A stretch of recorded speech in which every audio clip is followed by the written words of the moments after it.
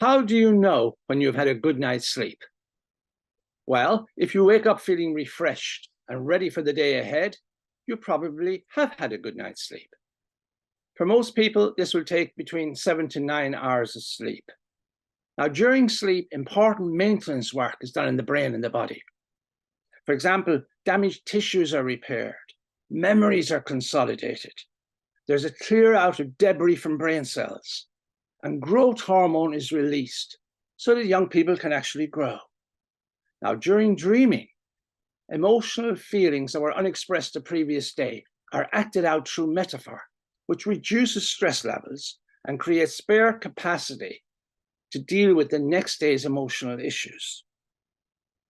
On the other hand, if we do too much dreaming, over time, this can cause clinical depression and is actually caused by too much worrying during the day.